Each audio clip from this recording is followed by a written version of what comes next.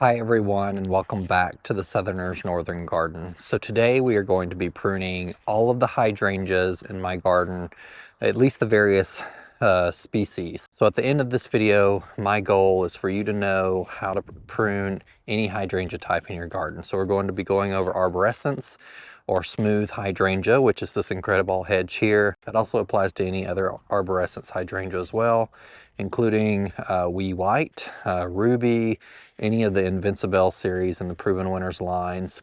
Then we're going to be transitioning into the Paniculatas, which include Limelight, Limelight Prime, Pinky Winky, all of those lines of hydrangeas that have the big cone-shaped blooms. And then we'll go into Macrophylla or the Bigleaf hydrangeas and the Serratas or mountain hydrangeas. What you want to do on your hydrangea arborescens is to find a bud. Now I'm a little bit behind because the weather has rained quite a lot the past 2 weeks and I've had some other projects I need to get tackled. But the buds are where you see these leaves emerging on this hydrangea here. And this is the same for any shrub you're going to prune, but particularly hydrangeas. You don't want to leave a bunch of extra woody growth that can just look kind of rough. The arborescens hydrangeas like to be pruned by a third or a half, depending on whether you're trying to size control them. I'm not necessarily trying to size control them. These are in their 4th year now. And they are really spectacular during the summer.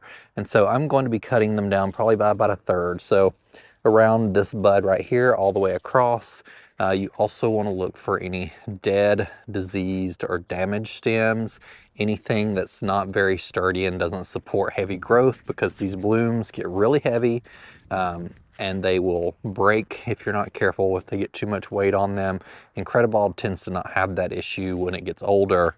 𝗟𝗶𝗸𝗲 has stronger stems than the typical Annabelle hydrangea, but when it's a younger hydrangea, until those sturdy stems get developed, it can flop a little bit during heavy rains. You can see the cuts on some of these that I pruned last year, and so we're just going to come and try in here and do the same type thing and remove any of those little scraggly stems that wouldn't support these huge blooms later in the summer. So let's get started on these.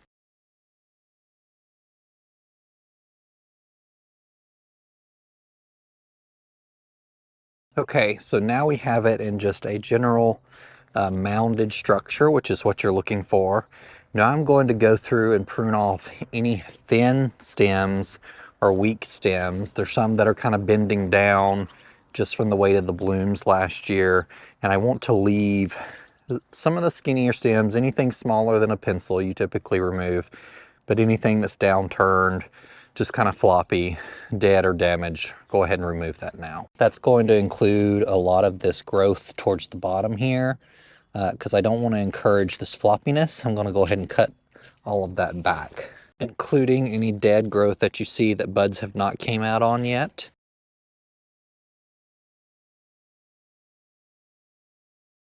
All right, now I want to take you down here and show you kind of how this is looking. Annabelle hydrangeas or arborescens hydrangeas, similar to Macrophylla hydrangeas, are kind of clumping varieties that tend to get bigger over the years. And so you can see down here at the bottom of this that it is starting to bunch out a little bit and get a little larger. And so I'm going to take you down there and show you now so you can just get a close-up of the idea of what you're looking for when you go to prune these types of hydrangeas. So as you can see here, we're just looking to take it down by about a third. So we have this nice kind of arching habit. It doesn't all have to be perfect. You just want to cut right above a bud here. On all these locations, no specific way to cut them, just straight across is fine. Leave a little bit of stem, but you can see down here at the bottom, it's starting to spread out a little bit, which is good because those stems are usually some of the strongest ones on these hydrangeas that develop.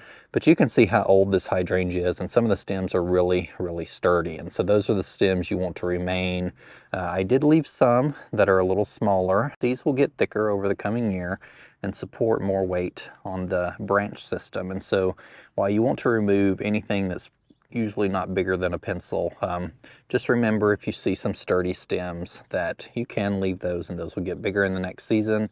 And if you find that your hydrangeas are flopping and those stems aren't supporting the blooms very well, you can always come back and cut them out during the season. But this is kind of what you're looking for. Typically you'll prune them a little earlier than I did and you won't have all this growth. But another purpose of doing this is so that you will get bigger blooms, because you're pruning out all of that weak growth that won't support great blooms, and what's left over will produce even bigger blooms. So let's go check out the Paniculata hydrangeas and how we should be pruning those now. So the next shrub type is Hydrangea paniculata, also called Panicle hydrangea, and those hydrangeas do not group from the bottom or expand from the bottom like the arborescens that I just showed you do. They typically have a more formal like shrub structure. Panicle hydrangeas have these panicle blooms right here, and this one specifically is Pinky Winky. Now Pinky Winky can get really large, and I knew that when I planted these in these locations, but I'm going to try and size control it for quite a while. And so typically you follow the same rules that you would do for arborescens hydrangeas that I showed you. Remove dead, diseased and damaged wood, remove anything smaller than a pencil, because these blooms also get really big and can get really heavy when the rains fall on them, but they tend to hold up their blooms a little better than arborescens hydrangeas in rainstorms. So Pinky Winky is one of the strongest hydrangeas to hold up its blooms in my garden, and I've never seen it flop once, but we're still going to take it down. I'm probably going to do a little more than a third on this one to do a little size control, but typically you want to do that 1/3 just like you would with any of the other arborescens hydrangeas I just showed you. So the paniculatas come out a little later, and they start blooming a little later than the arborescens do. But if you look closely along the stem, you can see these little swollen buds, and they look like little brown green areas here. And you just want to cut directly above a bud, just like you did for the arborescens, and that will tell the hydrangea to start pushing growth from that bud.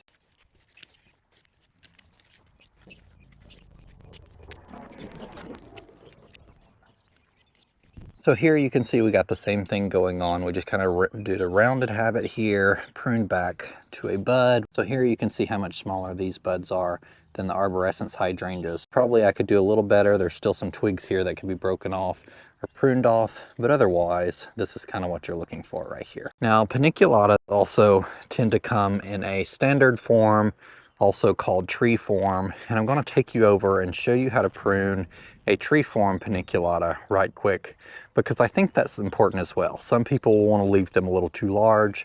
Some people prune them back a little too much in my opinion. So I want my standard hydrangeas to be really nice statement pieces on the end of my patio. And so I tend to this will be their 3rd season in the ground, and I'm going to tend to leave them a little bigger this season because there are some really nice strong stems, and I also want them to be really nice statement pieces. So let me take you over there right now and show you how I'm going to be pruning those. So this is a paniculata called Limelight, which is one that you see most often in a standard tree form. And so standard just means tree form. It's on one stem of growth, and then it bushes out into almost like a tree. And so you can see all of the buds that are coming out on here as well. It's budding up a little faster than the Pinky Winky was, even though they are the same hydrangea type. And so what you want to do here on the standards, you can see where I pruned it last year.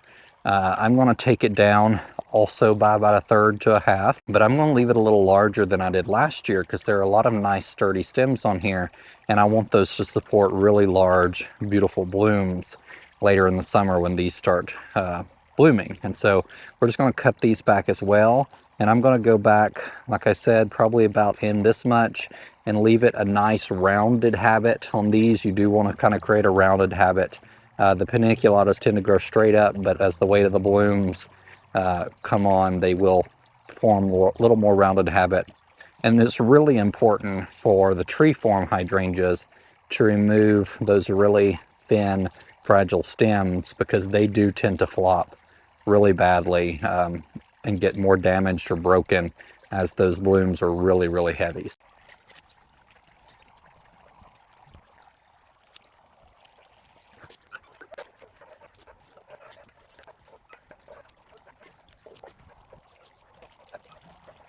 So now you can see what I was looking for as I was pruning my Limelight hydrangea standard here. Symmetry is not always easy in these types of hydrangeas, and so the back on this one's a little more emptier than the front here, but you get the idea. I trimmed out any really loose stems, like this one right here needs to be removed, just because you want really strong stems. Like this one's really sturdy, even though it is a little thin, so you can bend them a little bit and see how they flex. You also want to remove anything that might rub on each other, creating damage later in the season, because these catch a lot of wind. But this is kind of the habit you're looking for here. And standing back, you can see what I'm talking about on the tree form. And so there's just one stalk or stem at the bottom, and then it becomes a nice hydrangea bush on top. So now I want to take you to show you Hydrangea serrata, also called mountain hydrangea. Mountain hydrangeas have those typical lace cap flowers. They don't all have that, but the ones that I have in my garden do have the lace cap flowers. And that just means the petals are more on the outside, and the center is kind of a lacy looking area for pollination. And I will explain more about how to prune them when we go take a look right quick. Serrata is one of those types of hydrangeas where the old varieties tend to bloom only on old growth, which means you don't prune them. And there's a lot of new varieties like the ones I have in my garden.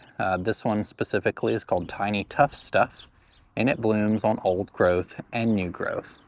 That still means that you do not want to prune it, because although it blooms on new growth, those blooms occur later in the season. So if you do any pruning on it, you're going to be cutting off the earlier flowers that you would get in your garden. And so what you want to do with the Tiny Tough Stuff or the Serrata mountain hydrangeas is you literally want to come through and prune off last year's flower heads just to clean it up a little bit, because you can see the buds that are forming already right here. You cut those off and you won't get blooms for this year.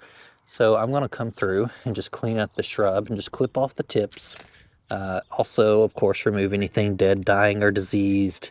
But the priority is just removing these leaf tips here so they won't interfere with all the beautiful new foliage that's going to come out in a couple weeks. The foliage on these hydrangeas also tend to cover a lot of the old blooms as well, so I'm not as particular about tidying these up.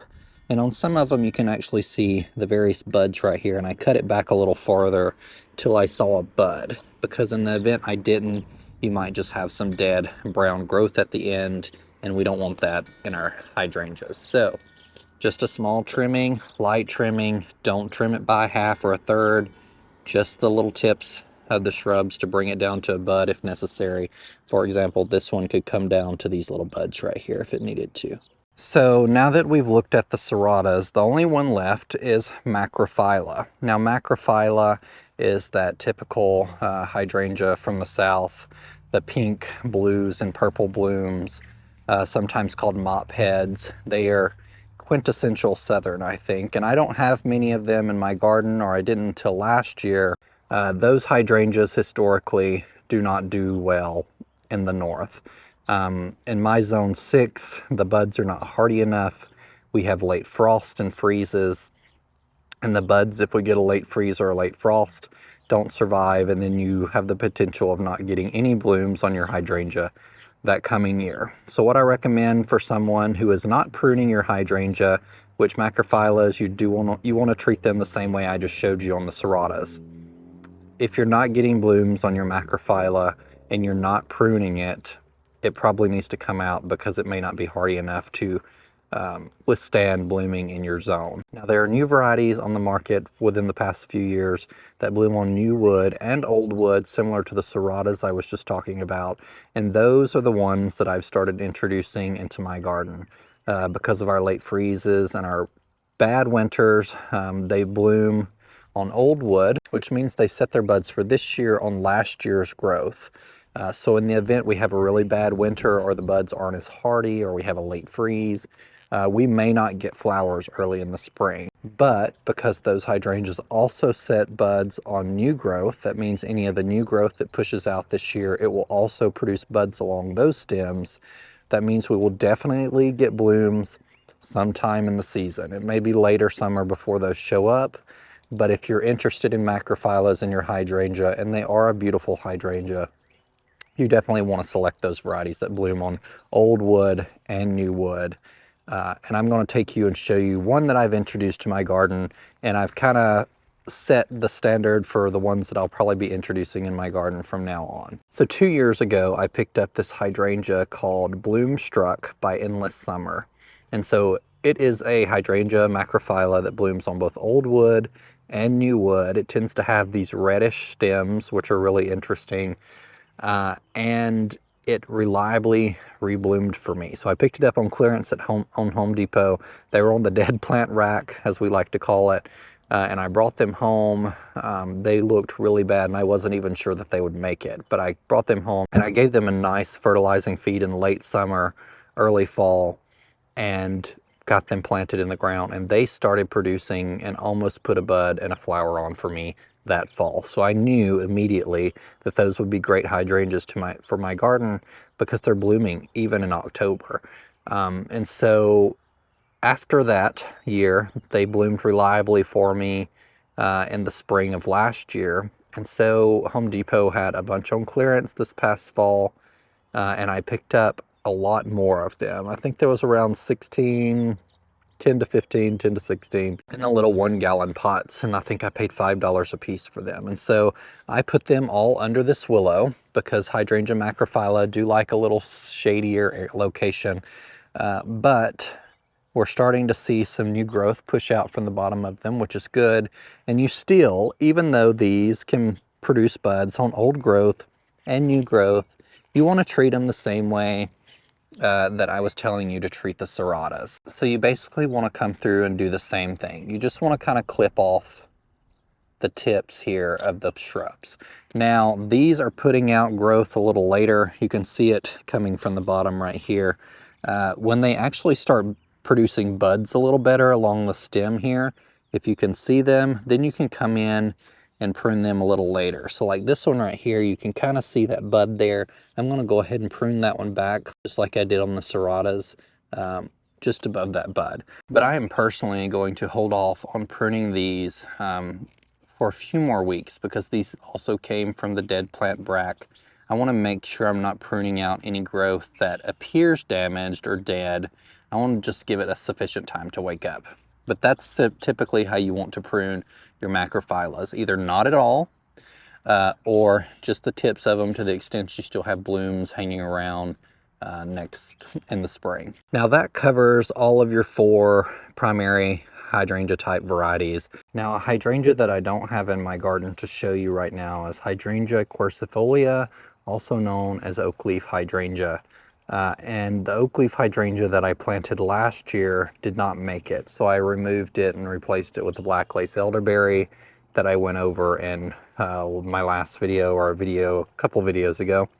And so I'm going to be adding some of those to my garden this year when I can find them at the garden centers. You would want to prune them similar to the way you prune macrophyllas. You just want to trim off the ends of the stem unless you're trying to size control them. If you're trying to size control them, you can cut them down more, of course, to the extent there are large specimens, but just realize you may be sacrificing some blooms for the coming year if you go that route. So Hydrangea quercifolia, Oakleaf hydrangea are trimmed similarly to macrophylla and serrata. The new hydrangea type, Cascade, that Proven Winners released last year, also blooms on old growth and new growth, and so that's one that you also do not want to prune back.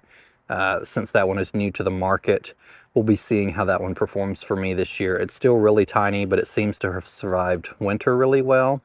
And so I may be moving that one after I get the flower bed set up a little bit better over here on the perennial garden side I've been mentioning.